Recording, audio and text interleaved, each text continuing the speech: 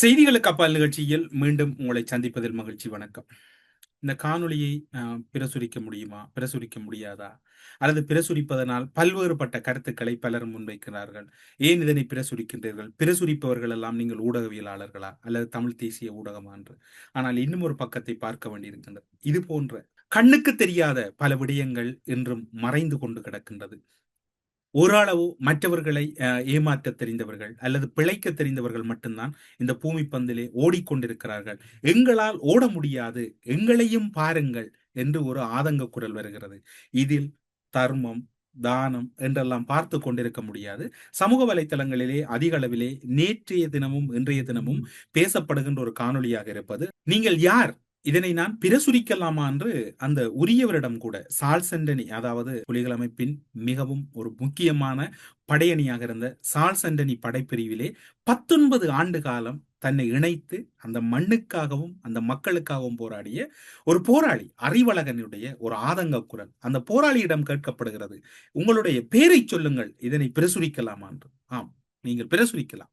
என்னை அறிவழகன் என்று சொல்லுங்கள், நான் தான் அறிவழகன், அறிவழகன் பேசுகிறேன். எல்லோருக்கும் பலருக்கு இந்த வன்னி பகுதியிலே உதவிகள் கிடைக்கிறது. என்னுடைய நிலையை பாருங்கள், நான் இந்த நிலைக்கு வருகின்ற, ஆனால் ஒரு துளி நிமிடம் கூட எந்த ஒரு இடத்திலும் என்னுடைய தலைவன் எனக்கு அநீதி இழைத்து விட்டான் அல்லது என்னுடைய தலைவனால் தான் நான் இந்த நிலைக்கு வந்தேன் என்று கூறவில்லை. என்னுடைய தலைவன் இருந்திருந்தால் நான் இப்படி இருந்திருக்க மாட்டேன்.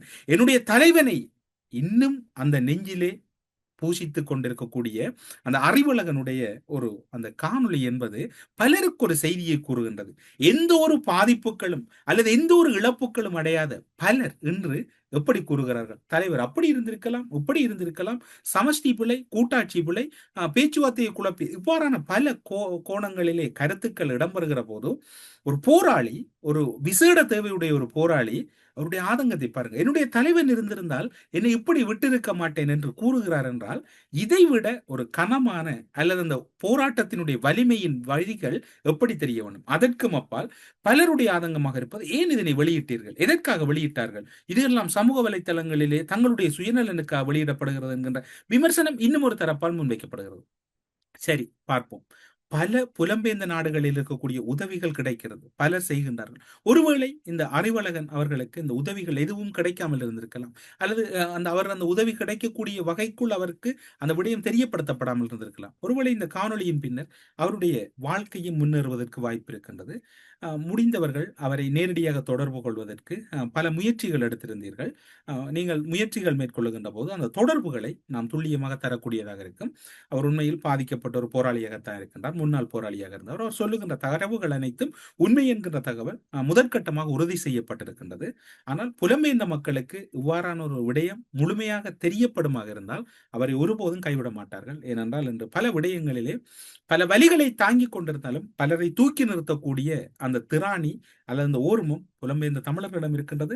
பலரை தூக்கி நிறுத்தக்கூடியவர்கள் இந்த போராளியையும் நிச்சயம் தூக்கி நிறுத்துவார்கள் என்பதில் மாற்றமில்லை. பலரும் தொடர்பு கொண்டிருந்தீர்கள், உங்களுக்கான அந்த தொடர்பு விடயங்கள் பகிரப்படும் என்பதையும் கூறிக்கொண்டு, அறிவழகனுடைய ஆதங்க குரல், அறிவழகன் பேசிய தன்னுடைய பாதிப்புகள், நான் இப்போது பல டின்களை புறக்கித்தான் நான் இங்கு விற்கிறேன் என்கின்ற அந்த ஆதங்க குரல் எல்லாம் கூறிவிட்டு தன்னை வழிநடத்திய அல்லது தன்னை உருவாக்கிய தலைவனை சிலாகித்துத்தான் பேசுகிறார். அவர் என்ன கூறுகிறார் என்று பாருங்க.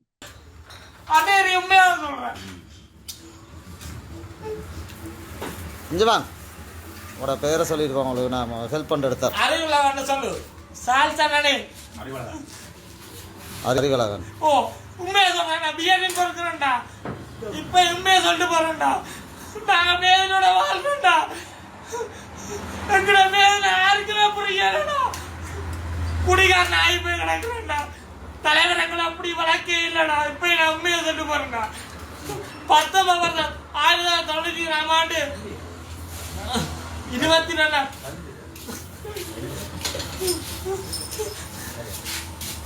23ஆம் தேதி.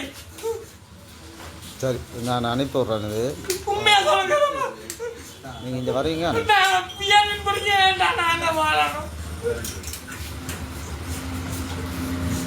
கையெழுத்து கும்பிடுறேன். நான் குடிக்காரன் தான். நான் குடிக்காரன் ஆகனா காரணமே நீங்க தாண்டா, இந்த போராளிகள் தாண்டா. எவனுக்கு நான் காசு போடுறீங்க? இந்த வண்டிக்குள்ள எவ்வளவு காசு போடுறீங்க? போராண்டவனுக்கு காசு போடுறீங்க. உண்மையா சொல்றேன் தம்பி, உண்மையா சொல்றேன், உங்க நிச்சயமா சொல்றேன். வெளியே வந்து கேட்கட்டும், நேரா வரட்டும். ஒவ்வொரு போராளியில நேரா வந்து நான் நினைக்கிறேன். சரி நான் குடிக்கிறேன், உண்மையா தான் சொல்றேன். வேதனை தாங்க முடியாது, பியரின் குறைக்கு பாக்குறேன்டா. சரி ஓகே போயிட்டு வாங்க. நான் உங்களுக்கு என்ன கேட்க பாருடா. ஐயோ. நீ காசு போடி நான் குடிச்சா அதுக்கப்புறம் எனக்கு செருப்பாளாடுறான். சரி நான் செட் பண்ணி தான் உங்களுக்கு தொழில் ஒன்று செட் பண்ணி தரேன். சரி ஓகே. அவனை வேதனையா வாழ்ந்து கொண்டிருக்கா. நாங்க டேய் நீங்க யாருக்குடா பணம் போடுறீங்க? போலீஸ் எங்களை இலக்குக்கான பணம் போடுறீங்க இல்ல. இப்போது பார்த்திருப்பீர்கள், அந்த போராளி மீது பல விமர்சனங்கள் அல்லது அந்த போராளி தொடர்பான பல கருத்துக்களை கூறுகிறார்கள். உண்மையில் மதுவை யாரும் ஏற்க முடியாது. அவர் மது அருந்துவது தவறு. ஆனால் அவருடைய கருத்தின் அடிப்படையில் அதனை அவர் வேறு ஒரு விதத்தில் நியாயப்படுத்தலாம். இவ்வாறான விடயங்கள் எல்லாம் எவ்வாறு சீர் செய்வது? இந்த 2009 ஆண்டு யுத்தம் முடிந்த பின்னர் இந்த போராளிகள் விடயத்தில் இவர்கள் முறையான வகையில் ஏன் ஒரு கட்டமைக்கப்பட்ட அல்லது ஒரு ஒழுங்குபடுத்தப்பட்ட அவர்களுக்கான ஏற்பாடுகளுக்குள் இன்னும் உள்வாங்கப்படவில்லை? அதிகளவான உதவிகள் ஒருவரை சென்று சேர்கின்றமையும், பலர் இன்னும் உதவிகள் இல்லாமல் இருக்கின்றமையும், சிலர் இன்னும் தெரியாமல் இருக்கின்ற போக்கு எங்கு ஆரம்பிக்கிறது என்று தேடிச் சென்ற போதுதான் பல உண்மைகள் வெளிப்படுத்தியிருக்கின்றது. தங்களுடைய உயிரை துச்சமாக மதித்து தங்களுக்காக அல்லாமல் மற்றவர்களுக்காக தங்களது உயிர்களை பணயம் வைத்து போராடியவர்களின் அர்ப்பணிப்பு தான் மிகப்பெரிய அர்ப்பணிப்பு. அது மட்டுமல்ல, அந்த தியாகங்களையும் அந்த படிப்பினைகளையும் நாங்கள் நேசாக எடுத்துக்கொள்ளக்கூடாது. எங்களுடைய சமூகத்திலே தமிழ் மக்கள் சார்பாக அப்படியான உயிர்களை குடிந்தவர்களை நாங்கள் ஒருபோதும் மறக்கக்கூடாது. அவர்கள் தமிழ் மக்களுடைய அரசியல் முன்னெடுப்பிலே அவர்கள் மிக பெரிய பங்கு ஆற்ற வேண்டிய அப்படியானவர்கள், முக்கியமானவர்கள். அந்த பணிகளை ஆற்றுகிற போதுதான் எங்களுடைய அரசியல் என்பது முன்னேற்றம் அடையும், காத்திரமடையும். அது மட்டுமல்ல, தன்னிலமற்றதாக இருக்கும். ஏனென்றால் போராளிகளை பொறுத்தவரையில் தன்னலமற்றதாக இருக்கும், மக்கள் நலன் சார்ந்ததாக இருக்கும். யார் கூறுகிறார்? தமிழரசு கட்சியின் பதில் பொதுச் செயலாளர் சுமந்திரன். இவர் எதுவும் தெரியாது என்று கூற முடியாது. நீங்கள் யோசித்து விடலாம், ஏன் இதற்கும் சுமந்திரனுக்கு என்ன தொடர்பு இருக்கிறது? 2009 ஆண்டிலிருந்து இற்றை வரைக்கும் அரசியல் பரப்பிலே பல்வேறுபட்ட விடயங்கள் நடந்து கொண்டிருந்தாலும் சம்பந்தன் சுமந்திரன் அரசியல் தான் சுழன்று கொண்டிருந்தது. 2010 ஆண்டு யுத்தம் நிறைவடைந்த பின்னர் தமிழ் தேசிய கூட்டமைப்பு தேர்தலில் போட்டியிட்டு வெற்றியீட்டிய போது அவர்களுக்கு 16 ஆசனங்கள் கிடைத்தது. அந்த 16 ஆசனங்களோடு தான் நாடாளுமன்றம் செல்லுகிறார்கள். ஆனால் அந்த 5 ஆண்டுகள் காலப்பகுதி எதுவும் நடக்கவில்லை, எதுவும் செய்யவில்லை. இவர்கள் கூட எந்த ஒரு முன்னெடுப்புகளையும் செய்யவில்லை. சுமந்திரனை பொறுத்தவரையில் அவர் ஒவ்வொரு சீசனுக்கும் அவர் என்ன கூறுகிறார் என்பதை நீங்கள் இப்போது பாருங்கள். தங்களுடைய உயிரை துச்சமாக மதித்து தங்களுக்காக அல்லாமல் மற்றவர்களுக்காக அந்த உயிரை பணயம் வைத்து போராடும் வந்தவர்களுடைய அர்ப்பணிப்பு தான் மிகப்பெரிய அர்ப்பணிப்பு. அந்த தியாகங்களையும் அந்த அர்ப்பணிப்புகளையும் நாங்கள் லேசாக எடுத்துக்கொள்ளக்கூடாது. எங்களுடைய சமூகத்திலே தமிழ் மக்கள் சார்பாக அப்படியாக தங்களுடைய உயிர்களை கொடுக்க துணிந்து வந்தவர்கள் நிச்சயமாக தமிழ் மக்களுடைய அரசியல் முன்னெடுப்பிலே மிகப்பெரிய பங்கு ஆற்ற வேண்டும். அப்படியாக அவர்கள் அந்த பங்களிப்பை ஆற்றுகிற போதுதான் எங்களுடைய அரசியல் முன்னேற்றமும் காத்திரமானதாகவும் தன்னலமற்றதாகவும் மக்கள் நலன் சார்ந்ததாகவும் இருக்கும். ஏனென்றால் அவர்கள் தங்களுக்காக, நீங்கள் ஒருவரும் உங்களுக்காக, உங்களுடைய நன்மைக்காக, உங்களுடைய குடும்பத்தின் மேம்பாட்டுக்காக ஒரே பணியில் வைத்திருக்கிறார். சமூகத்துக்காக, எங்களுடைய மக்களுக்காக. அது அரசியல் பயணத்திலே அப்படியான அர்ப்பணிப்புள்ளவர்கள் தமிழ் மக்களுடைய அரசியலை முன்னெடுத்து செல்வது என்பது தமிழ் மக்களுடைய அரசியல் பயணத்திலே தமிழ் மக்களுக்கு கிடைத்திருக்கிற பெரியதொரு களம். அவர் ஒவ்வொரு சீசனுக்கும் ஒரு கருத்து கூறுவார். இப்போது மாகாண சபை தேர்தல் வரப்போகிறது என்று கூறுகிறார்கள். அதற்கான ஒரு முன்னோட்டமாக இப்போது முன்னாள் போராளிகளின் தயவை தேடி வந்திருக்கிறார். ஏனென்றால் மக்கள் மட்டத்திலே அவருக்கு ஏற்பட்ட பின்னடைவு, அதாவது கட்சி தேர்தலில் தோல்வி, நாடாளுமன்ற தேர்தலில் தோல்வி, தன்னுடைய சொந்த வட்டாரத்தில் உள்ளூராட்சி சபை தேர்தலில் தோல்வி, அது மட்டுமல்லாது சொந்த தொகுதியில் கூட ஜனாதிபதி தேர்தலிலே தோல்வி அடைந்திருந்த சூழலில் இப்போது இந்த போராளிகளை, அதாவது முன்னொரு காலத்திலே மக்களை வழிநடத்துவதற்காக பல்வேறுபட்ட கலந்தாலோசனைகளை செய்த போராளிகளை சுமந்திரன் மூளைச்சலவை செய்ய முற்படுகின்ற போக்குத்தான் இங்கு பார்க்கப்பட வேண்டியிருக்கிறது. இந்த போராளிகள் வீதிகளில் அலைகின்ற அல்லது வீதிகளிலே அவர்கள் இந்த அவலமாக வருவதற்கு ஒரு அரசியல் கட்சிகளும் முறையான கட்டமைப்புகளை ஏற்படுத்தாததுதான் இதனுடைய முதற்கட்டமான ஒரு போக்காக இருக்கின்றது. அந்த போக்குத்தான் இங்கு இருக்கின்றது. அது மட்டுமல்லாது அந்த அர்ப்பணிப்போடு அவர்களிடம் செய்தார்களோ அந்த அர்ப்பணிப்பு அவர்களிடம் கட்டாயம் இருக்கு. அந்த அவர்களிடம் தான் அந்த அர்ப்பணிப்பு கூடுதலாக இருக்கும். அது மட்டுமில்லாது அப்படியானவர்கள் தான் வேறொரு வடிவில் தான் எங்களுக்கு வேறாட வடிவங்களில் போராட்டங்கள் முன்னெடுக்கிற போது அவரோட பங்களிப்பு நிச்சயம் வேண்டும். அவர் இதனை பாடமாக்கித்தான் மனப்பாடம் செய்துதான் கூறுகிறார் தெரியாது. 2020ஆம் ஆண்டும் கூறியிருந்தார். அந்த கால பகுதியில் ஒரு முன்னாள் போராளி தன்னுடைய ஆதங்கத்தை வெளிப்படுத்தினார். எப்படி வெளிப்படுத்தினார்? தனக்கு பாதிப்பு இருக்கிறது, நீங்கள் உடனடியாக இதற்கு உதவி செய்ய முடியுமா என்று திருகோணமலை மாவட்டம் மூதூரை சேர்ந்த ஒரு போராளி, முன்னாள் போராளி, மூதூர் பிரதேச, அவர் ஏப்ரல் 21 ஒரு தற்கொலை குண்டு தாக்குதல் இடம்பெற்ற போது பல முன்னாள் போராளிகள் கைது செய்யப்படுகின்றார்கள். இன்னும் பல முன்னாள் போராளிகள் கைது செய்யப்படுகின்றார்கள். கொழும்புக்கு வருமாறு அழைப்பு விடுக்கப்படுகிறது. அந்த நேரத்திலே சுமந்திரன் அவர்களை தொடர்பு கொண்டு அவர்கள் உரையாட முற்படுகிறார்கள். இந்த தாக்குதலுக்காக மட்டுமல்ல, தொடர்ச்சியாக பயங்கரவாத தடுப்பு சட்டம் அல்லது பயங்கரவாத பிரிவினரால் நாங்கள் அழைக்கப்படுகிறோம், எங்களை தொடர்ந்து கொழும்புக்கு அழைக்கின்றார்கள், எங்களுக்காக ஏதாவது ஒரு உதவி செய்யுங்கள், இது தொடர்பில் உங்களுடைய கருத்துக்களை நாடாளுமன்றத்திலே பதிவு செய்யுங்கள், அந்த மாவட்டத்தில் இருக்கக்கூடிய பயங்கரவாத குற்றத்தடுப்பு அலுவலகத்திலே எங்களுக்கு விசாரணை செய்வதற்கு ஏற்பாடுகளை செய்தார்கள் என்ற போது, அது மட்டுமல்லாது அது கதைப்பதாக கூறிய போது, அது மட்டுமல்லாது அதன் பின்னர் கூறுகிறார், கட்டமான ஒரு பதிலை கூறுகிறார், முன்னாள் போராளிகள் விடயத்திலும் எந்த ஒரு அக்கறையும் காட்ட மாட்டோம் என்று திருகோணமலை மாவட்ட மூதூர் பகுதியின் முன்னாள் போராளி அவர்கள் இந்த கருத்தை தான் கூறியிருக்கிறார். அதாவது முன்னாள் போராளிகள் விடயத்திலே நாங்கள் எந்த ஒரு அக்கறையும் காட்ட மாட்டோம் என்பது சுமந்திரனுடைய நிலைப்பாடாக இருக்கிறது. இப்போது தியாகம், அர்ப்பணிப்பு என்று கூறப்படுகிறது. சார்ல்ஸ் ஆண்டனி படைப்பிரிவின் 19 ஆண்டுகள் போராளி அறிவழகன் வீதியிலே இது போன்ற பல பெண் போராளிகள் வாழ்வாதாரத்துக்காகவும் அல்லது அடுத்த கட்டத்தை எடுத்துச் செல்ல முடியாமலும் அவர்கள் அடுத்தது எவ்வாறு பயணிப்பது என்று தெரியாமல் தடுமாறுகிறார்கள். அரசியல் பிழையினுடைய வெளிப்பாடுதான் இவையெல்லாம் என்றுதான் கூறப்படுகிறது. அது மட்டுமல்லாது அந்த முன்னாள் போராளி, திருகோணமலை மாவட்ட முன்னாள் போராளியின் ஆதங்க குரலையும் சுமந்திரனுடைய கருத்தை நீங்கள் கேட்கலாம். அர்ப்பணிப்போடு அவர்கள் அதனை செய்தார்களோ அந்த அர்ப்பணிப்பு அவர்களிடத்திலே கட்டாயம் இருக்கும், அவர்களிடத்திலாம் கூடுதலாக இருக்கும்.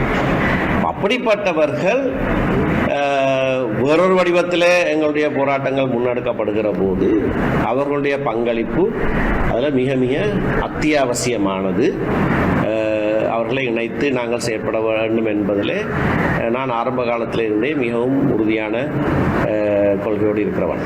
ஆனால் சுமந்திரனின் உண்மையான நிலைப்பாடு என்ன என்பதனை திருகோணமலை மாவட்டம் மூதூரை சேர்ந்த தமிழீழ விடுதலை புலிகளின் முன்னாள் போராளி இவ்வாறு தெரிவிக்கின்றார். ஏப்ரல் 21 தற்கொலை குண்டு தாக்குதல் நடந்த போது 23ஆம் தேதி எனக்கும் இன்னும் சில முன்னாள் போராளிகளுக்கும் பயங்கரவாத தடுப்பு பிரிவினால் விசாரணைக்கு கொழும்புக்கு வருமாறு கடிதங்கள் அனுப்பப்பட்டது. அந்த நேரத்தில் நாங்கள் எங்களுடைய பாராளுமன்ற உறுப்பினர்களிடம் கேட்டோம், இந்த தாக்குதல் சம்பவத்துக்காக மட்டுமல்ல, தொடர்ச்சியாக இந்த பயங்கரவாத தடுப்பு பிரிவினர் அழைப்பு கடிதங்கள் கொழும்பிலிருந்து அனுப்பப்படுகின்றன. இவ்வாறான ஒரு பின்தங்கிய கிராமங்களிலிருந்து வடக்கு கிழக்கிலிருந்து கொழும்புக்கு செல்வது என்பது ஒரு ஏற்புடைய காரியமாக இல்லை, அது நீண்ட சிலவுகளை கொடுக்கக்கூடியது. எனவே இந்த விடயம் தொடர்பாக பாராளுமன்றத்தில் கதைத்து அந்தந்த மாவட்டங்களில் இருக்கின்ற பயங்கரவாத தடுப்பு பிரிவினருடைய அலுவலகங்களில் விசாரணைகளை மேற்கொள்வதற்கு ஏற்பாடு செய்யுமாறு கூறினோம். அது தொடர்பாக தாங்கள் கதைப்பதாக சொன்னார்கள். அதுபோல எந்த நடவடிக்கையும் இல்லை. நான் சுமந்திரன் ஐயா அவர்களை தொடர்பு கொண்டு கேட்டபோது அவர் ஒரு காட்டமான பதிலை சொல்லியிருந்தார். முன்னாள் போராளிகள் விடயத்தில் தாங்கள் எந்த விதமான அக்கறையும் காட்ட மாட்டோம், அது தொடர்பாக எங்களுடன் பேச வேண்டாம் என்ற ஒரு காட்டமான ஒரு பதிலை எங்களுக்கு வழங்கியிருந்தார். சுமந்திரன் ஐயா அவர்களை தொடர்பு கொண்டு கேட்டபோது அவர் ஒரு காட்டமான பதிலை சொல்லியிருந்தார். முன்னாள் போராளிகள் விடயத்தில் தாங்கள் எந்த விதமான அக்கறையும் காட்ட மாட்டோம், அது தொடர்பாக எங்களுடன் பேச வேண்டாம் என்ற ஒரு காட்டமான ஒரு பதிலை எங்களுக்கு வழங்கியிருந்தார். அவர்களுடைய நிலைப்பாடு விடுதலை போராட்டத்தை ஏற்கவில்லை என்பது அவர்களுடைய மறைமுகமான கருத்தாக இருந்தது. தற்போதுதான் அந்த உள்ளிருந்த பொய்யான ஒரு எண்ணப்பாடு வெளியில் வந்துவிட்டது என்பது தற்போது வெளிச்சமாக இருக்கின்றது. தமிழர் விடுதலை கூட்டணியின் தலைவர் வி ஆனந்த் சங்கரி அவர்கள் கூறுகின்றார், 4 படியன்கள் 4 பேர் சுமந்திரன் மீது ஏதோ ஒரு சம்பவத்தை செய்ய போனதற்காக சந்தேகத்தின் அடிப்படையில் கைது செய்யப்பட்டிருக்கிறார்கள். அது மட்டுமல்லாது ஒருவருக்கு கை இல்லை, பலர் அங்கவீனமானவர்கள். இது நாம் கூறவில்லை, சுமந்திரன் அவர்கள். அப்படி என்றால் எந்த அடிப்படையில் இந்த முன்னாள் போராளிகள் அல்லது இவருடைய கூட்டங்களுக்கு செல்லுகிறவர்கள் இவரை நம்புகிறார்கள் என்று தெரியவில்லை என்கின்ற ஆதங்க குரலும் ஆங்காங்கே ஒலித்துக் கொண்டிருக்கிறது. அப்படி என்றால் முன்னாள் போராளிகளை இவர் சந்திப்பதன் நோக்கம் என்ன அல்லது இலக்கு வைப்பதன் நோக்கம் என்ன என்று தேடி பார்க்கின்ற போது, தேர்தல் வந்தால் தேர்தல் வாக்களிப்பு வரைக்கும் இவர்கள் ஓரளவு அவருடைய பார்வையிலே தெரிவார்கள். தேர்தல் முடிந்த பின்னர் இவர்கள் யாருமே அவருடைய பார்வையில் தெரிய மாட்டார்கள்.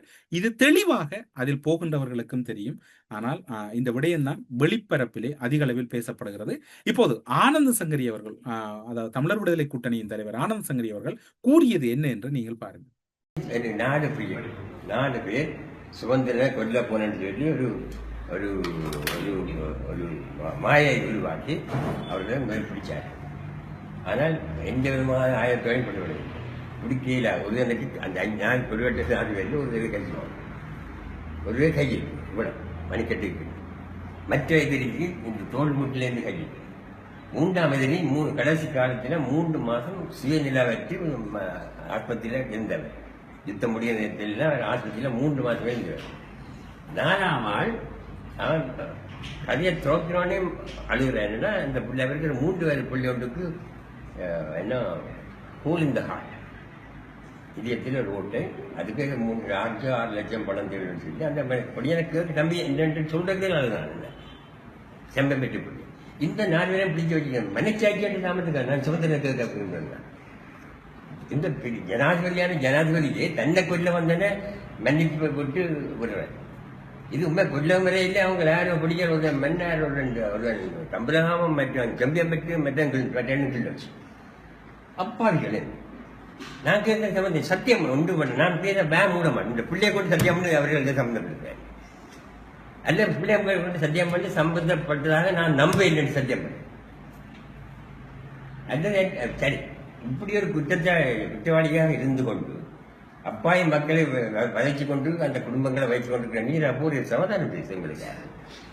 இவர் சமாதானம் பிடிக்க, இவர் நீதிவான். அவர் எங்க வந்து சொல்லியிருப்பார், சரி நீங்க சொன்னதெல்லாம் சரி, ஏன்னா நானும் அப்படித்தான் சொன்னால் விடுதலை புலிகள் தான் கூட தமிழ் கொண்டு நானும் அப்படித்தான் சொல்லிக்கிறேன்ம்மா, நீங்க அதையே செய்யுங்க. நான் அம்மா கேட்டா நீங்க அம்மா மனச்சாட்சியில் போகணும், பிள்ளையோட்டிகள் பிரச்சனை பாவம் அந்த குடும்பங்கள் எப்படி கஷ்டப்படுவேன் தெரிஞ்சிருக்கு, தயவு செய்து அவரை விடுங்கன்னு நான் கேட்டேன். அவருக்கு இந்த சட்டத்தையும் சொன்னேன், இந்த சட்டத்தின்படி விடலாம். அதுக்கு என்றால் ஒரு குழுவாக ஜனாதிபதியை கொண்டு அமைப்பிச்சு ஜனாதிபதியை மூலமாக அவர்களை விடுவிக்கலாம். சுமந்திரன் விடயத்தில் 2020ஆம் ஆண்டில் முக்கியமான ஒரு நிலைப்பாட்டை கட்சி தலைமைகள் எடுக்க வேண்டும். அவ்வாறு எடுக்க தவறினால் என்ன ஆபத்துக்கள் நிகழப்போகிறது என்று அன்றைய கால பகுதியிலே ஒரு கருத்தொன்று அதிக அளவில் பேசப்பட்டது. இன்று அவை கட்சி கைப்பற்றலோடு நிறைவடைந்திருக்கின்றது. அது தொடர்பிலும் சுமந்திரனின் நிகழ்ச்சி நிரல் என்னவென்றை தெரியாது, அவர் எதற்காக வந்திருக்கிறார் என்று நாம் கூறவில்லை. மூத்த ஊடகவியலாளர் இரா துரைரட்னம் அவர்கள் கூறுகின்றார், சுமந்திரன் அவர்கள் ஒரு ரகசிய நிகழ்ச்சி நிரலில் தான் இயங்கி இருக்கின்றார் என்ற குற்றச்சாட்டையும் இரா துரைரட்னம் அவர்கள் வெளிப்படுத்தி இருக்கின்றார். இந்த மன உணர்வுகளை சுமந்திரன் போன்றவர்கள் புரிந்து கொள்ள வேண்டும். அது மட்டுமல்ல, அவர் சில விடயங்களை தெளிவாக புரிந்து கொள்ள வேண்டும் என்று இரா துரைரட்னம் கூறுகின்றார். அவர் புரிந்து கொள்ளுகிறாரோ இல்லையோ தெரியாது, ஆனால் வேறு ஒரு நிகழ்ச்சி நிரல் தான் இருக்கிறார் என்கின்ற ஒரு குற்றச்சாட்டையும் இரா துரைரட்னம் அவர்கள் எழுப்பியிருக்கின்றார். அதனை நீங்கள் இப்போது கேட்கலாம். தமிழ் தேசிய கூட்டமைப்பில் பிரதானமாக அங்கம் வகிக்கின்ற தமிழரசுக் கட்சியின் சில முடிவுகளுக்கு எதிராக அந்த கட்சியின் சில முக்கியஸ்தர்கள் போர்க்கொடி தூக்க ஆரம்பித்திருப்பதானது பலத்த அதிர்வலைகளை ஏற்படுத்தியுள்ளது. அதுவும் குறிப்பாக தமிழ் தேசிய கூட்டமைப்பு ஒரு பொது தேர்தலை எதிர்கொள்ளுகின்ற இந்த நேரத்தில் தமிழ் தேசிய கூட்டமைப்பின் பேச்சாளரான சுமந்திரன் மீது தொடர்ந்து முன்வைக்கப்பட்டு வருகின்ற குற்றச்சாட்டுகள், விமர்சனங்கள் சுமந்திரன் தொடர்பாக அல்லது கட்சி விவகாரங்களில் சுமந்திரன் மேற்கொண்டு வருகின்ற முடிவுகள் தொடர்பாக கட்சியின் தலைமை ஏதாவது ஒரு முடிவை எடுத்தியாக வேண்டிய நிர்பந்தத்தை ஏற்படுத்தி வருகின்றது. சிரேஷ்ட ஊடகவியலாளரும் சுமந்திரனின் நெருங்கிய நண்பரும் தமிழ் தேசிய கூட்டமைப்பின் உருவாக்கத்தில் முக்கிய பங்கு வகித்தவருமான இரா துரைரட்னம் சுமந்திரன் இது ஒரு ரகசிய நிகழ்ச்சி நிரலில் செயற்பட்டு வருவதாக கடந்த உண்மையின் தரிசனம் நிகழ்ச்சியில் சந்தேகம் எழுப்பியிருந்தார். அவே இந்த மன உணர்வுகளை சுமந்திரன் போன்றவர்கள் நிச்சயமாக புரிந்து கொள்ள வேண்டும். அது நான் நினைக்கிறேன், அது அவர் புரிந்து கொள்ளுகிறார் இல்லை, ஏனென்றால் அவர் வேறொரு நிகழ்ச்சி நிரல் எனக்கு இப்போ அண்மை காலத்தில் ஏற்பட்டிருக்கின்ற ஒரு மிகப்பெரிய ஒரு சந்தேகம், அவர் வேறொரு நிகழ்ச்சி நிரலிலே செயல்படுகிறார் என்ற ஒரு மிகப்பெரிய சந்தேகம் ஏற்படும். எங்களுடைய கட்சியிலே சேர்வதற்கு யாருக்கு அதி உச்சமான தகுதி இருக்கிறது என்று கேட்டால் அது முன்னாள் போராளிகள் தான் என்று நான் கூறவில்லை. எம்.ஏ. சுமந்திரன் அவர்கள் கூறுகின்றார். 29/3/2026 இடம்பெற்ற கிளிநொச்சியிலே முன்னாள் போராளிகளை சந்தித்த போது அவர் கூறுகிறார், யாருக்கு முன்னாள் போராளிகள் என்றால் தான் அதிக தகுதி இருக்கிறது, அவர்களுக்கு தான் கொடுக்க முடியும் என்று அவர் கூறுகின்றார். இப்போது இருக்கிற சவால் என்னவென்று சொன்னால், சுமந்திரனை பொறுத்தவரையில் விடுதலை புலிகளின் தேசிய தலைவரையும் ஆயுத போராட்டத்தை ஏற்றுக்கொள்ளவில்லை. ஆனால் அந்த ஆயுதம் ஏந்தியவர்கள், அந்த தலைமையை ஏற்றுக்கொண்டவர்களை எப்படி இப்போது ஏற்றுக்கொள்வது? முன்னாள் போராளி பார்த்திருப்பீர்கள், சார்ல்ஸ் ஆண்டனி படைப்பிரிவில் 19 ஆண்டுகள் தன்னை இணைத்துக் கொண்ட ஒரு போராளி அத்தனை வழியிலும் கூட என்னுடைய தலைவன் இருக்கும் வரையும் என்னை பெருமதியாக பார்த்து கொண்டார் என்ற ஒற்றை வசனத்தை கூறுகிறார். தேசிய தலைவரை ஏற்றுக்கொள்ளவில்லை, அவர் ஆயுதம் ஏந்தியதால் ஏற்றுக்கொள்ளவில்லை. எப்படி ஆயுதம் ஏந்திய முன்னாள் போராளிகளை ஏற்றுக்கொள்வது? அப்படி என்றால் தேசிய தலைவரை ஏற்றுக்கொண்டால் தானே அதாவது அந்த போராளிகளினுடைய தலைவனாக அல்லது அவர்களுடைய தானை தளபதியாக உள்ளங்களிலும் நெஞ்சங்களிலும் தாங்கி அந்த தலைவனை ஏற்றுக்கொண்டால் தானே இப்போது இருக்கக்கூடிய சூழ்நிலையில் அவர்கள் இவரை ஏற்றுக்கொள்வார்கள். இவர் தேசிய தலைவரை ஏற்றுக்கொள்ள மாட்டாராம், ஆனால் இவர் போராளிகள் தானாம், தலைமை தாங்க வர வேண்டுமா. 2009 இட்டை வரைக்கும், 2010 15 விட்டு விடுங்கள், 15 20 வரைக்கும் பேர் விவரங்கள் போட்டது யார்? நீங்கள் தானே. அதிக அளவான வேட்பாளர் பட்டியல் நிரப்பினீர்கள். கடந்த நாடாளுமன்ற தேர்தலிலே வடமாகாணத்திலே எவ்வாறான தேர்தல் முடிவுகள் வந்தது? அன்று தேர்தலிலே எத்தனை முன்னாள் போராளிகளை போட்டீர்கள்? உங்களுக்கு தேவையானவர்கள், உங்களுக்கு வலம், இடம், தெற்கு, வடக்கண்ட எல்லாம் உங்களுக்கு தேவையானவர்களை தானே போட்டீர்கள். எத்தனை முன்னாள் போராளிகளுக்கு இடம் கொடுத்தீர்கள்? அனந்தி சசிதரனை கட்சியிலிருந்து கலைத்தீர்கள். மாமனிதர் நடராஜா ரவிராஜின் மனைவியை கட்சியிலிருந்து கலைத்தீர்கள். ஒரு மாமனிதர் இப்போது ரவிராஜின் நிழலில் கூட நீங்கள் நிற்கலாமோ தெரியாது. ஏனென்றால் அந்த அளவு ஒரு நெஞ்சுரம் மிக்கவர். தென்னிலங்கையிலே அதிக காலங்கள் மிகவும் வீரியத்தோடு, உங்களுடைய கருத்துக்கள் எல்லாம் தென்னிலங்கையிலே சலாப்பலான கருத்து, ரவிராஜனுடைய கருத்து மிகவும் தத்துணிவான கருத்து. அப்படியான ஒரு கருத்தை நீங்கள் கூறியிருக்கிறீர்களா? இல்லை தானே. இப்போது சுமந்திரன் 29/3/2009 என்ன கூறினார் என்றும், தென்னிலங்கையிலே 2020 இடம்பெற்ற ஊடக சந்திப்பில் என்ன கூறினார் என்பதை நீங்கள் இப்போது பாருங்கள். எங்களுடைய கட்சியிலே வந்து சேருவதற்கு எவருக்கு அதிகூடிய தகுதி இருக்கிறது என்று கேட்டால் LTT சமிதானே நாயக்க හිටපු வேலுப்பிள்ளை பிரபாகரன். தமிழீழ விடுதலை புலிகள் அமைப்பின் தலைவர் வேலுப்பிள்ளை பிரபாகரன் அரசியல் நடவடிக்கைகளை அல்லது ஆயுதம் ஏந்தியதை நீங்கள் ஏற்றுக்கொள்கின்றீர்களா? இல்லை, ஏற்றுக்கொள்ளப் போவதில்லை. தங்களுடைய உயிரையும் துச்சமாக மதித்து, தங்களுடைய அவயவங்களையும், தங்களுடைய குடும்பத்தையும், உறவுகளையும், படிப்பையும் எறிந்து விட்டு இந்த ஒரு இலக்குக்காக தங்கள் அனைத்தையும், தங்களுடைய உயிர், ஆவி, உடல் அனைத்தையும் கொடுக்க முன் வந்தவர்களை தவிர வேறெவருக்கும் அதை விட கூடின தகுதி இல்லை, இருக்க முடியாது. எந்த வகையிலும் அதனை அனுமதிக்கப் போவதில்லையா? இல்லை, அனுமதிக்கப் போவதில்லை. அதனை நான் யாழ்ப்பாணத்திலும் கூறுவேன், வேறு எல்லா பகுதியிலும் கூறுவேன். இதனால் எனக்கு பாரிய எதிர்ப்பும் இருக்கிறது. இவர் எங்களுக்காக போராடியவர், ஏன் ஏற்றுக்கொள்ளவில்லை என்று பலரும் கேட்கின்றார்கள். நான் அவர் ஆயுதம் ஏந்தியதை ஒரு நாளும் ஏற்றுக்கொள்ளப் போவதில்லை என்பதாலேயே அதனை ஏற்றுக்கொள்ளப் போவதில்லை. நீங்களாக முன்வந்து இந்த கட்சியோடு நாங்கள் சேர்ந்து பயணிக்க போகிறோம், அண்ணன் காட்டிய சின்னம் இது, அதனை நாங்கள் பலப்படுத்த போகிறோம் என்று சொன்ன போது நாங்கள் பேருவகை அடைகிறோம், பெரும் மகிழ்ச்சி கொள்கிறோம். வாருங்கள், எங்கள் கைகளை பலப்படுத்துங்கள் என்று சொல்லுகிறோம். இறுதியாக உங்களின் இதயத்தை தட்டி கேட்கின்றேன், இதற்கு சரியான ஒரு பதில் வேண்டும். சிங்கள மக்களை வைராக்கியப்படுத்துகின்றீர்களா? இல்லை, ஒரு நாளும் இல்லை. என்னுடைய 5 வயதிலிருந்து நான் கொழும்பிலேயே வாழ்கின்றேன். எனக்கு பல சிங்கள நண்பர்கள் இருக்கின்றார்கள். அதனால் சிங்கள மக்களுடன் வாழ்வது மிகப்பெரிய அதிர்ஷ்டம் என்றே கூறுகின்றேன். நீங்கள் தேசிய கொடியை ஏற்றுக்கொள்கின்றீர்களா? ஆம், தேசிய கொடியை நாம் ஏற்றுக்கொள்கின்றோம். தேசிய கீதத்தை ஏற்றுக்கொள்கின்றீர்களா? நான் நினைக்கின்றேன் நமது கட்சியில் நானும் சம்பந்தனும் மாத்திரமே அதனை ஏற்றுக்கொள்கின்றோம். சுமந்திரன் வாக்குகளை பெற்றது மாத்திரமே, அதற்கு பிறகு தமது பகுதிக்கு வரவில்லை என யாழ்ப்பாண மக்கள் கூறுகின்றார்கள். அப்படி யாரும் கூறுவதில்லை. தெற்கில் இவ்வாறு கதைத்துவிட்டு வடக்குக்கு சென்று வேறு மாதிரி கதைக்கின்றீர்கள் அல்லவா? இல்லை, வடக்கிலும் இதனையே கூறுகின்றேன். நான் ஒருபோதும் அவ்வாறு கூறுவதில்லை, அவ்வாறு செய்வதில்லை என்றுதான் ஒரு பகுதியினர் எனக்கு எதிராக செயற்படுகின்றார்கள். இப்போது பார்த்திருப்பீர்கள்.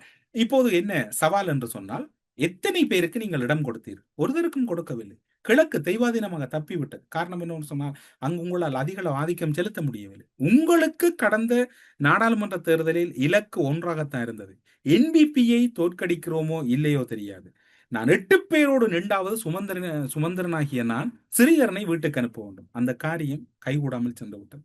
முன்னாள் போராளிகள் என்று பாசாங்கு காட்டாதீர்கள். தமிழீழ தேசிய தலைவரை நீங்கள் ஏற்றுக்கொள்ளவில்லை என்றால், அவர் வழி நடத்திய அல்லது அவரின் கீழ் பண்போடும் பண்பாட்டோடும் வளர்ந்த எந்த ஒரு முன்னாள் போராளியையும் நீங்கள் ஏற்கிறேன், இடம் தருகிறேன், வாருங்கள் என்றெல்லாம் கூறி பிரயோசனம் இல்லை. முதல் தமிழீழ தேசிய தலைவரை நான் ஏற்றுக்கொள்கிறேன், ஆயுத போராட்டத்தை ஏற்றுக்கொள்கிறேன் என்கின்ற ஒரு தத்துவார்த்த ரீதியான கருத்துக்கு நீங்கள் ஆம் சொல்லுங்கள். அதன் பின்னர் உங்களுடைய அரசியல் களத்தை நேரடியாக பார்க்கலாம். 15 வருடங்களில் தமிழ் தேசிய அழிப்பை வெகு சீக்கிரம் நடத்தியதில் சுமந்திரனுக்கு இணையாக வேறு யாரும் அல்ல. நீங்கள் தான் செய்தீர்கள். வடமாகாண சபையை இயங்க விடாமல் செய்தீர்கள். உங்களுடைய தனிப்பட்ட நலனுக்கு அந்த கட்சியை என்று சில்லறைத்தனமாக ஆக்கிவிட்டீர்கள். நீங்கள் எந்த வகையிலும் இந்த இடத்திலிருந்து கதைப்பதற்கு தகுதி இல்லை என்று நாம் கூறவில்லை. முன்னாள் போராளி அரவிந்தன் அவர்கள் 29/3/2026 கிளிநொச்சியில இடம்பெற்ற கூட்டத்திலே ஒரு கேள்வி நேரத்திலே கேள்வி ஒன்றை கேட்க முற்பட்ட போது இந்த ஆதங்கத்தை வெளிப்படுத்துகிறார். அவர் என்ன கேட்கிறார் என்பதை பாருங்கள்.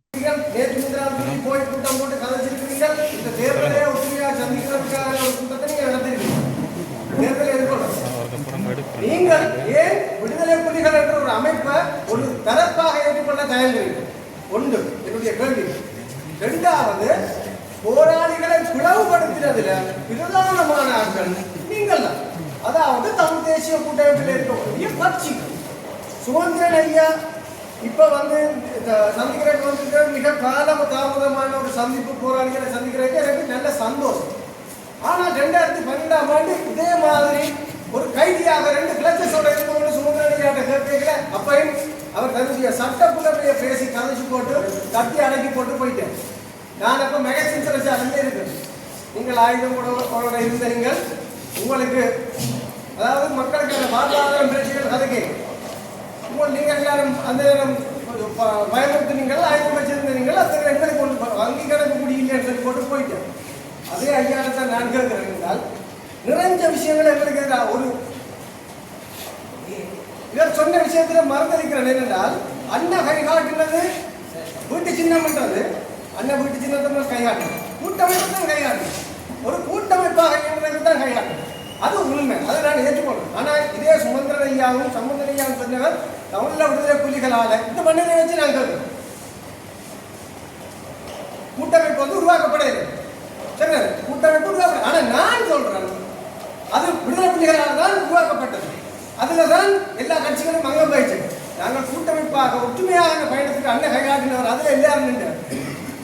இன்றைக்கு வீட்டு சின்னத்தான் அண்ணன் கைகாட்டினு சொல்லிச்சுன்னா போய் நீங்கள் விடுதலை புலிகளால் நியமிக்கப்பட்ட பாராளுமன்ற உறுப்பினர்களை திரட்டினீங்க, மற்ற கட்சிகளை திரட்டினீங்க, ஒரு பெரிய புதிநீக்க அரசியலை செய்தீங்க.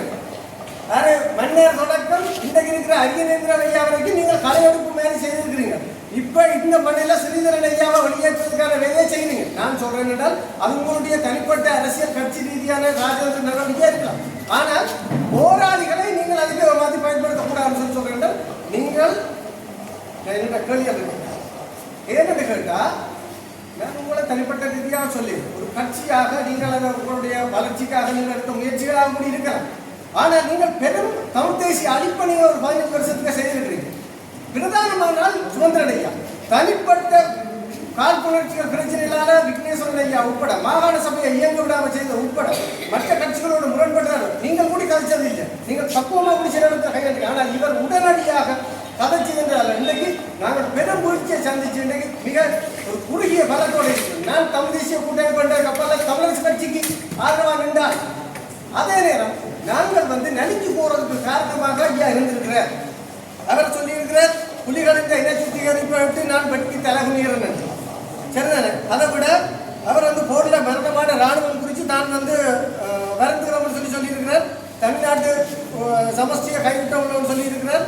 ஐநாவில் கால அவகாசம் கொடுத்துட்டாங்கன்னு சொல்லியிருக்கிறார். சிங்கள ஒற்றையாட்சிக்கு இடங்கிற எண்ணத்துக்குண்டான காரணத்தை சொல்லியிருக்கிறார். விடுதலை புலிகளால் கொண்டு செல்லப்பட்டவர்கள் உயிரோட யாருமே திரும்ப இல்லை என்றதையும் சொல்லியிருக்கிறார். இப்படி நிறைய பிரச்சனையை சொல்லியிருக்கார். நான் என்ன ஒன்று ரெண்டு இல்லை, தொடர்ச்சியாக ஒரு அவர் நான் குறை சொல்ல மாட்டேன். அவர் ஒரு புரிய எதிர்ப்பாரு, அதில் எனக்கு எந்த சந்தேகமும் இல்லை. அவர் ஆயுத போராட்டத்தை ஏற்றுக்கொள்ள. ஆனால் நாங்கள் ஆயுத போராட்டத்தின் மூலம் தமிழ்நாட்டை பெற்றுக்கொண்டதுக்காக போராடினோம் அப்படின்னா இன்றைக்கு நீங்க போட்ட பாடல்கள் உட்பட இன்றைக்கு எல்லாமே இதுல உள்ள போராளிகள் சார்ந்தது. நான் உட்பட நீங்க போட்டு உணர்ச்சி வசப்படுத்தி எல்லாம் கதைக்கிறீங்க, எல்லாம் ஓகே. ஆனா நான் இந்த 17 வருஷம் ஆயிட்டு நீங்கள் எங்க போயிருந்தீங்க? இந்த போராளிகளுக்கு நீங்கள் எங்க சந்தர்ப்பம் காக்காண்ட தலைவலியான ஒரு மூத்த போராளிக்கு நீங்கள் கொடுத்துக்கலாம் கூட பாதிக்கப்பட்ட சமூகத்துக்கு பாராளுமன்றத்துக்கு போய் கதை கொண்டு எங்கேயாவது கொடுத்தீங்களா? நீங்கள் ஒட்டுமொத்தமாக போராளிகள் சமூகம் எழுப்பக்கூடாதுக்காக வேலை செய்யுங்க. இன்றைக்கும் கூட அரசியல் தோல்வி போராளிகள்கிட்ட மண்டியில வச்சிருக்கிறது நான் நினைக்கிறேன். நீங்க சொல்லலாம் இருகை நீட்டி வாங்க கட்சிகள் சொல்லி, ஆனால் நாங்கள் உங்களோட சேர்ந்து பயணிக்க இன்னும் விரும்புகிறோம். இதை விடுதலையை பெற்றுக்கொள்றீங்க. நீங்கள் தமிழ்நாட்டு கோரிக்கையை ஏற்றுக்கொள்றீங்களா? அதை ஜனநாயகத்தை பெற்றுக்கொள்றது கூட நீங்கள் அதை வெளிப்படைய தன்மையாக ஏற்றுக்கொள்றது தயாராக இருக்கிறீங்களா? அதை எனக்கு சந்தேகம் இல்லை. இரண்டாவது, நீங்கள் போராளிகளை விடுதலை புலிகளாக ஏற்றுக்கொள்றீங்களான்னு சொல்லி சொன்னார். நாங்கள் ஒட்டுமொத்தமாக நான் கிழக்கு தொடக்கம் யாழ்ப்பாணம் ஃபுல்லா தெரிஞ்சு நான் உங்களுக்காக வேலை செய்யறதுக்கு தயாராக இருக்கிறேன். இங்கே இருக்கிற ஒவ்வொருக்காகவும் செருப்பு வேலை செய்யறதுக்கு நான் தயாராக இருக்கிறேன். ஆனால் நான் சொல்றேன், எங்களை ஒரு தரப்பாக நீங்கள் ஏற்றுக்கொள்ள தயாரான சொல்லுங்க. நீங்கள் ஈபிஆர்ல கூட கேட்கிறீங்க, எல்லோட கேட்கிறீங்க, புலட்டோட கேட்கிறீங்க. 2009 வரைக்கும் எங்களுக்கு எதிராக ராணுவத்தோட யுத்தம் செய்த புலட்டில இருந்து எல்லாத்தோடையும் நீங்க கேட்கிறீங்க. ஆனால் எங்களை தூக்கி பேசினீங்க. நீங்கள் வசனங்களால மட்டும் இல்லை, நாங்கள் நொந்து போயிருக்கிற சமூகமாக முன்னெடுங்கி வர்றதுக்காக வந்திருக்கிறோம். எனக்கு இந்த ஒழுங்கமைப்பில் நிறைய பிரச்சனை இருக்கு. போராளிகள் நீங்கள் சொல்ற மாதிரி எல்லாரும் ஒன்றா இல்லை, பல பிரிவுகளாக பல கட்சிகளாக நிற்கிறோம். ஆனால் எல்லாரையும் ஒற்றுமைப்படுத்துற வேலை செய்யறீங்களா? இல்லை. இங்க ஒவ்வொருத்தரும் தங்கள் வாக்கு வங்கியை நிரப்புறதுக்காகவும் தங்களுடைய ஆதாய சூதாடிகள் எங்க லாபம் கிடைக்குதோ அங்க ஆதாய சூதாடிகளாக இன்றைக்கு புலவு கொண்டு போய் நாங்கள் நிற்கிறது இல்லை. நீங்கள் தலைமத்துவத்தில் இருக்கீங்க. நான் கேள்வி கேட்கிறேன், இன்றைக்கு நீங்கள் பதில் சொல்லுவோம். இந்த போராளிகள் தான் ஒண்ணு கேட்கல. நீங்கள் எங்களை அடையாளத்தை கலைக்க விரும்புறீங்க. எந்த அம்மா அப்பா அந்த பேரை ஏன் மாற்ற விரும்புறீங்க? நான் இத்தனை 50,000 மாவீரர்களுக்கும் இத்தனை லட்சம் பேர் படுகொலை செய்யப்பட்டு வந்திருக்கிறேன். என்ன இந்த சமூகமாக ஏற்றுக்கொள்ள உங்களுக்கு என்ன தயக்கம் இருக்கு? நீங்கள் விடுதலை புலிகளை ஏற்றுக்கொள்ளுங்க. நான் 1-2 உங்களோட நிற்கிறேன் ஒரு கூட்டணியாக. நீங்கள் எல்லாரையும் கூட்டணி சேர்க்கிறீங்க. என்ன எங்களை நீங்க செருப்பு மாதிரி தூக்கி அறிறீங்க? எங்களை மட்டும் கூட கட்சிக்கு ஜேபி என்ற கட்சி, பொத்திய நபர் கட்சி, தெலவண்டா கட்சி, நாங்களே நிரந்தரமாக நிற்கக்கூடாது. எங்களை தனித்திறப்பாக ஏற்றுக்கொள்ளுங்க. நான் சொல்றேன், நான் உங்களுக்கு பெரிய சமூகம். நான் இன்றைக்கு எனக்கு குழும்புல வழக்கு நடந்துட்டு இருக்கு. போயிட்டு பாரு, இப்போ 19 மாசமா சிறையை இருந்து போட்டு பாரு. அதுல கூட எனக்கு ஒரு சின்ன சந்தேகம் இருக்கு. என்னை சுமந்திரன் ஐயா தான் அனுப்பினாரா என்ற ஒரு சந்தேகம் கூடி இருக்குது. ஏனென்று கேட்டால் சுமந்திரன் ஐயாவுக்கும் சிறுந்திரன் ஐயாவுக்கும் போட்டி நடக்க அதுல போய் கலந்து கொண்டதுல நானும் ஒரு போராளியாக இருந்தேன். சுமந்திரன் ஐயாவால் 20-30 போராளிகள் அச்சத்தில் சிறைச்சாலைக்கு அனுப்பப்பட்டார். சரி, அது எந்த மாற்றமும் இல்லை. இதே பாதுகாப்பு எஸ்டிஎஃப் பாதுகாப்போட ஐயா எங்களுக்கு எதிராக தான் பாருங்க. எங்களுக்கு முன்பு தான் இருக்கிறேன். நாங்கள் 2 கவலை கொல்ல முயற்சி எங்களுக்கு இருக்க சொல்லுவோம். ஆனால் யாராவது ஒரு தரப்புகளாக உங்களுக்கு எதிரிகளாக இருக்கா? ஆனால் நீங்கள் போட்ட வழி புரியல. நான் சொல்றேன், புலியாக நாங்கள் உங்களை கொள்றதுக்கு ரெண்டுக்குமே நாங்கள் நினைச்சதில்லை. நினைச்சிருந்தா நீங்க இந்த வேசனை நீங்க கதைக்கவே மாட்டீங்க.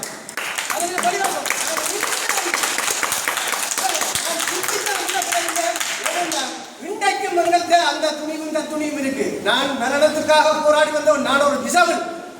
நான் 12 வருஷம் சிறையில் இருந்திருக்கிறேன். எந்த சமூகத்துக்காக தான் இன்றைக்கும் போராடி கொண்டிருக்கிறேன். அந்த நம்பிக்கையோட உங்கள்கிட்ட கேட்கிறேன், நீங்கள் எங்களை ஒரு தரப்பாக ஏற்றுக்கொள்ளுவோம். அதுக்காக இதுல வேலை செய்யற அத்தனை பேரையும் வேலை செய்ய சொல்லுவோம். நாங்கள் உங்களோட வந்திருக்கணும். இதுதான் உங்களுக்கு நீங்கள் எங்களுக்கு கொடுக்குற மரியாதை.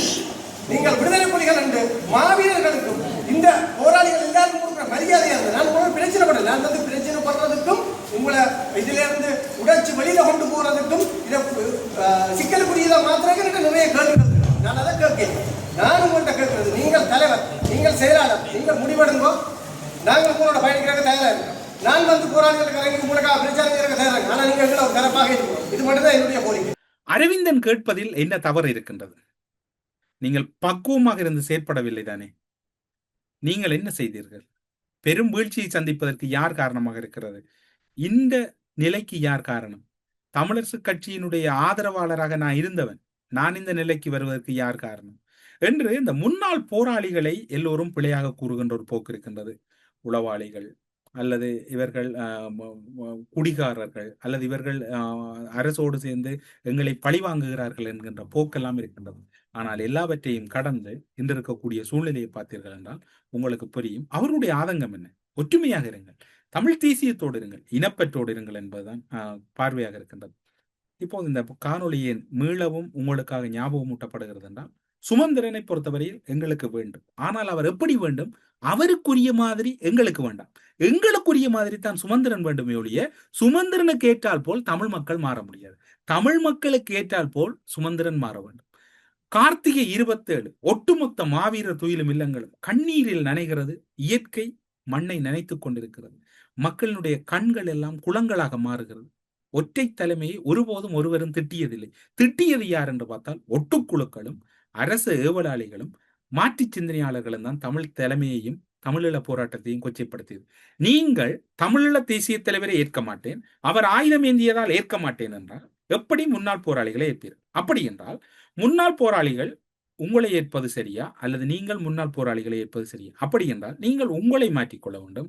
நீங்கள் வெகு விரைவாக ஒரு ஊடகவியலாளர் சந்திப்பிலே தமிழீழ விடுதலை புலிகள் அமைப்பையும் அதனுடைய போராட்டத்தையும் அதனுடைய அனைத்து செயற்பாடுகளையும் நான் ஆதரிக்கிறேன் என்று நீங்கள் கூறினால் முன்னாள் போராளிகள் தொடர்பில் நீங்கள் சிலாகித்து பேசுவது அல்லது புல்லரிக்கின்ற வகையில் பேசுவது தகுமாக இருக்கும்.